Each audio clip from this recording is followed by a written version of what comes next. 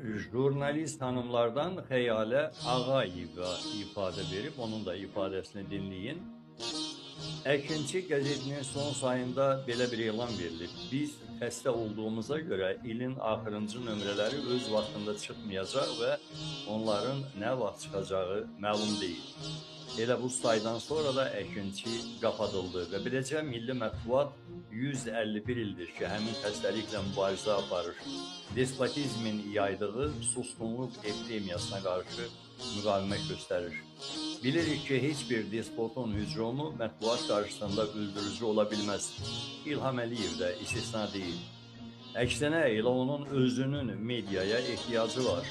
4 ildir ki, sərasər Şuşada beynəlxalq media forumu keçirir. İşə düşəndə jurnalistləri başına yığıb mətbuat vasitəsilə onlardan istifadə edərək öz fikirlərini dünyaya çatdırmağa çalışır. Lakin özündən başqa heç bir kəsə bu haqqı tanımır.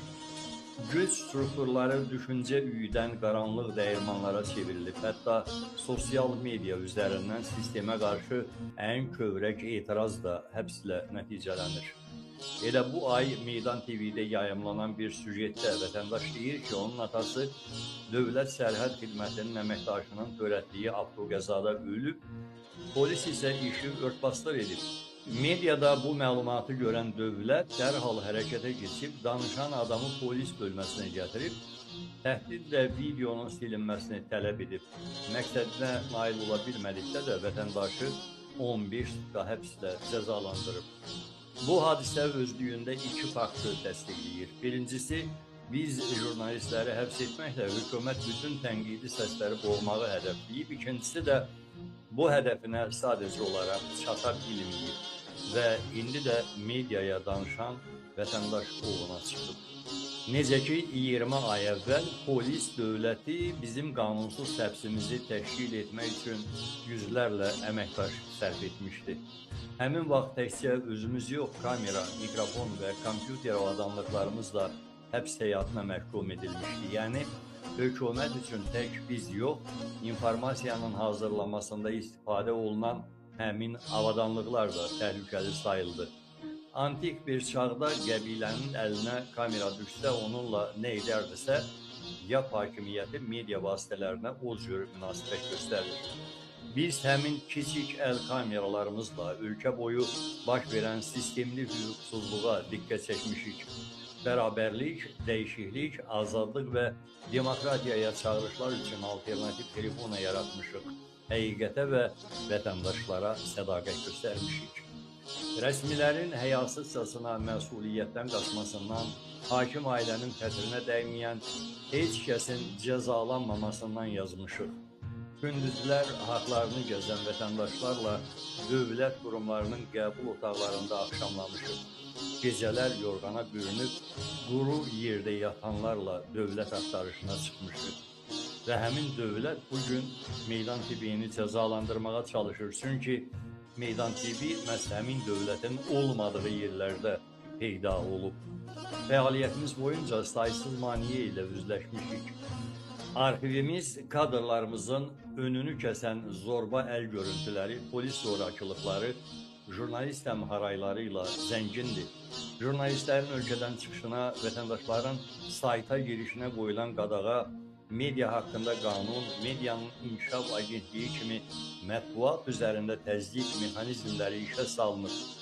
Müstəqil medianın fəaliyyətini sarsıtmaq üçün amansız repressiya həyata keçirilib. Lakin görülən tədbirlərin heç biri xəbər eşqinin alovunu söndürə bilməyib. Oğrun-oğrun, xısın-xısın qoparmışıq həqiqətdən parçaları və puzzlın yığılmasından səbri tükənən ölkə başçısı fəaliyyətimizi həbsxana divarları arasında məhdudlaşdırıb. O, xidmət etməyə and içdiyi 10 milyondan çox əhalinin azad mediaya çatma, danışma haqqını əlindən alıb, qadağaların siyahısını genişləndirdikcə xalqı özünün uydurduğu qanunların məngənəsində boğub. Bir İngilis mütəfəkkiri deyir ki, məhz fikri ifadə etmək azadlığını pozmaq insanlığa qarşı quldurluqdur. Və faktiki olaraq Meydan TV 2024-cü ilin 6 dekabrında quldur hücumuna məruz qalıb. Hakimiyyət son nöqtəni məhkəmənin əli ilə qoymaqla cinayətinə qanuni don geyindirmək istəyir. Lakin Əliyevin pulla aldığı sistem nökərləri daxil kimsə bu tamaşanın ciddiliyinə inanmır. Bütün bəzəkli çıxışlarının arxasından onun özünün bir qaçaqmalçı olması həqiqəti boylanır. Psixologiyada bu fenomen proyeksiya adlanır. Bir insanın mənfi xüsusiyyətlərini, istəkləri və ya səhvlərini başqasının üzərinə ataraq özünü müdafiə etməsi mexanizmi. Ancaq bu mexanizm bizə çoxdan tanışdır. Milli mətbuatımızın yarandığı gündən güc sahibləri ilə savaş içindədir. Müstəqillik savaşı Azərbaycan jurnalistikasının ürəyində yatan və mətbuat tariximizin aşılması çətin maniyələrin öhdəsindən vicdanla gələn peşəkarlardan təsirlənir. Məhz onlar bu ölkədə azad mətbuat mirasını bizə qədər daşıyıb, xalq qarşısındakı məsuliyyəti çiyinlərimizə buraxmışlar. Biz də öz peşəmizə möhkəmcə sarılmışıq və onu inadla müdafiə edirik. Əkinçi qəzeti öz dövrünün tələblərindən irəli gələrək qapanmaq məcburiyyətində qaldı, ancaq yeni dövrün reallıqları iqtidara müstəqil medianı oyundan kənar buraxmağa imkan vermədi.